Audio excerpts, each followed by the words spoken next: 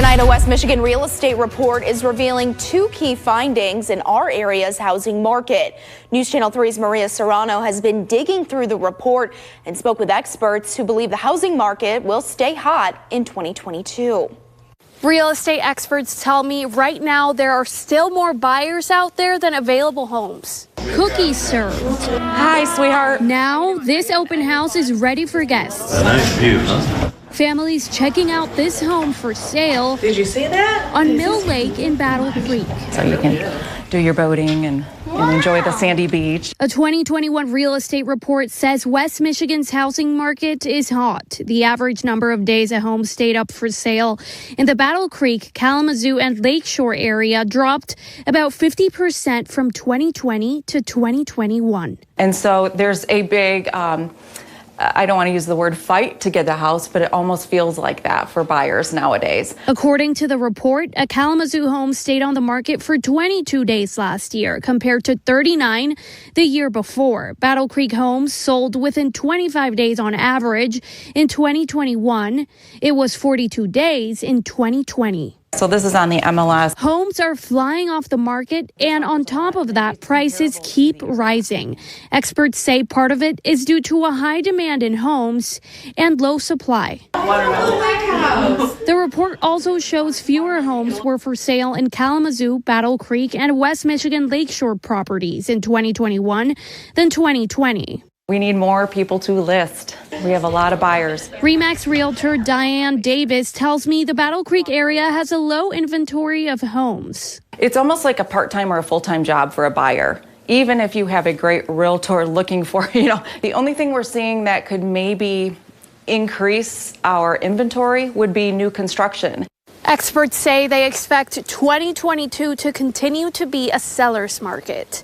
In Kalamazoo last year, 5,286 homes were sold with an average sale price of around $257,000. In Battle Creek, 1,885 homes were sold in 2021, and the average price was around $179,000. It's a chance to begin a new life after fleeing the Taliban. Afghan refugees are resettling here in West Michigan. News Channel 3's Chris Yu explains how the community is working together to give them a fresh start. It's another cold day in Kalamazoo. But inside the Congregation of Moses is an effort that warms the heart. There's nothing more forlorn than being a refugee. And I think most people understand that. And they are just so overjoyed to give. Racks of jackets, rows of shoes, and various toys fill this room inside the synagogue. The community donated them to benefit Afghan refugees. There's a phrase that's in the Bible that says, remember the stranger because you were strangers in Egypt. And we all remember that. The Congregation of Moses is working with the nonprofit Samaritas to help Afghan refugees resettle in West Michigan, in addition to collecting clothing for them. There have been people tutoring and transportation, driving people to doctor's appointments and to school and to their ESL classes. Another place of worship collecting donations for the refugees is Prince of Peace Lutheran Church in Portage.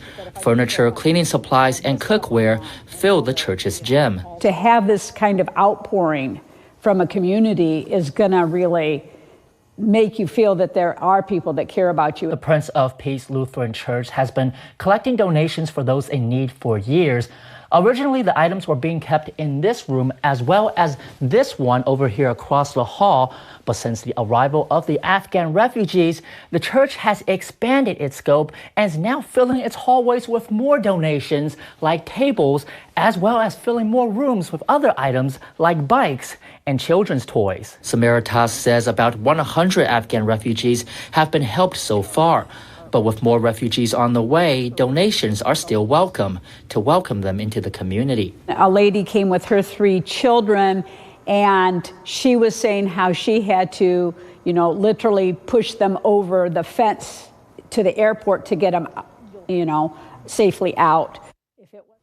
In addition to the Congregation of Moses and the Prince of Peace Lutheran Church, People's Church, and several other houses of worship are helping the refugees as well. To learn how you can donate, you can visit our website. That's WWMT.com. And the search for a new Grand Rapids police chief is entering its final stages tonight. The 3 finalists shared their ideas on how to build trust and the changes they would make. News Channel 3's Maria Serrano is joining us from City Hall in downtown Grand Rapids to explain tonight's primary takeaways. One of the candidates includes the current Battle Creek police chief. The other 2 come from out of state, and they all made it clear that having a transparent police department and also working alongside the community is a priority. 3 finalists, all competing for the title of Grand Rapids Police Chief. News Channel 3 finding out the tone and leadership style of each.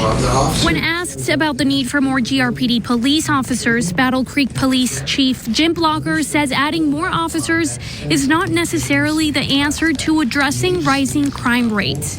He says law enforcement is only part of that solution. You said yesterday that we can't assume that more cops will fix it because it isn't only on law enforcement.